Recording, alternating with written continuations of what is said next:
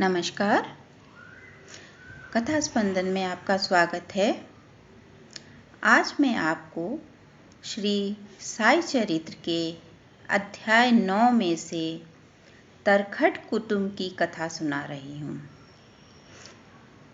श्री साई चरित्र, जिसे गोविंदराव रघुनाथ दाभोलकर जी ने चरितार्थ कर मराठी में लिखा है और हिंदी में अनुवाद किया है श्री शिवराम ठाकुर जी ने। आइए सुनते हैं तरखट कुटुंब की कहानी। श्री रामचंद्र आत्माराम उपनाम बाबा साहेब तरखट पहले प्रार्थना समाजी थे, तथापि वे बाबा के परम भक्त थे। उनकी स्त्री और पुत्र तो बाबा के एक निष्ठ भक्त थे। एक बार उन्होंने ऐसा निश्चय किया कि पुत्र व उसकी माँ ग्रीष्मकालीन छुट्टियाँ शिरडी में ही व्यतीत करें, परंतु पुत्र बांदा छोड़ने को सहमत ना हुआ। उसे भय था कि बाबा का पूजन घर में विधि पूर्वक ना हो सकेगा, क्योंकि पिताजी प्रार्थना समाजी हैं और संभव है कि साईं बाबा के पूजन आदि का उचित ध्यान न रख सके। परंतु पिता ने आश्वासन देने पर कि पूजन यथाविधि ही होगा, माँ और पुत्र ने एक शुक्रवार की रात्रि में शिरडी को प्रस्थान कर दिया।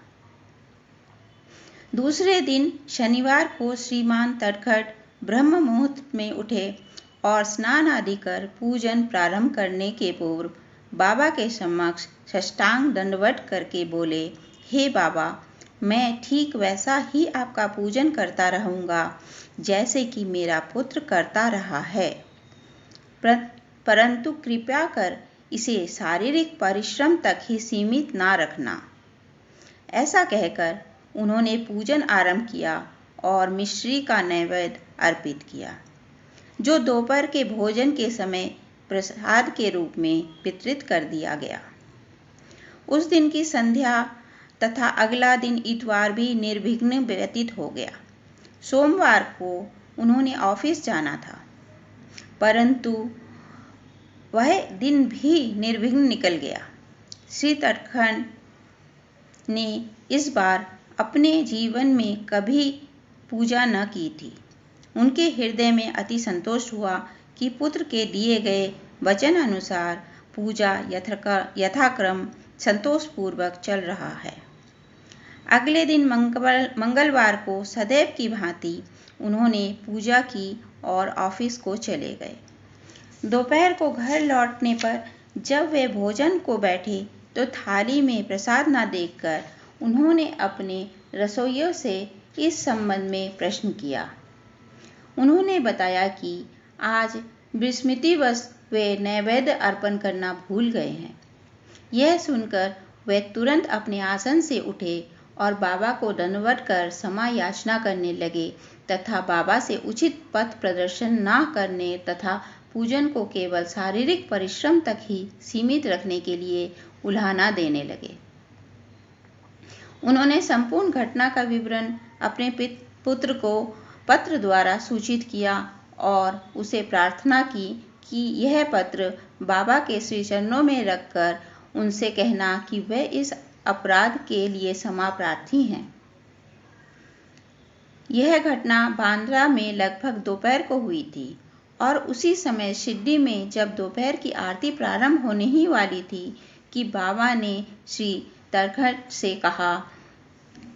श्रीमती तरखट से कहा, माँ, मैं कुछ भोजन पाने के लिए तुम्हारे घर बांद्रा गया था।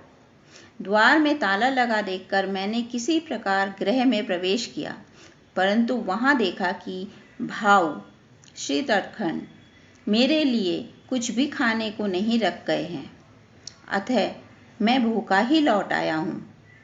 किसी को भी बाबा के वचनों का अभिप्राय समझ में नहीं आया, परंतु उनका पुत्र जो समीप ही बैठा था सब कुछ समझ गया कि बांद्रा में पूजन में कुछ तो त्रुटि हो गई है, इसलिए वह बाबा से लौटने की अनुमति मांगने लगा, परंतु बाबा ने आज्ञा ना दी और वहीं पूजन करने को आदेश दिया।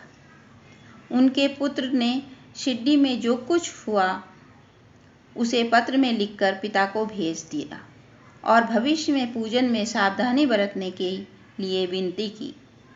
दोनों पत्र डाक द्वारा दूसरे दिन दोनों पक्षों को मिले। क्या यह घटना आश्चर्यपूर्ण नहीं है?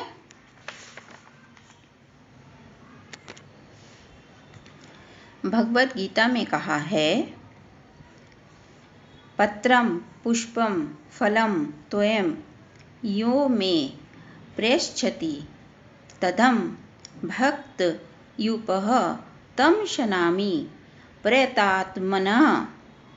इसका अर्थ है, जो भक्त मुझे पत्र, पुष्प, फल और जल आदि कुछ भी वस्तु भक्तिपूर्वक देता है, उसका सुदबुद्धि भक्तों के द्वारा भक्तिपूर्ण अर्पण किए हुए वह पत्र, पुष्प आदि मैं स्वयं खाता हूँ, अर्थात ग्रहण करता हूँ। धन्यवाद।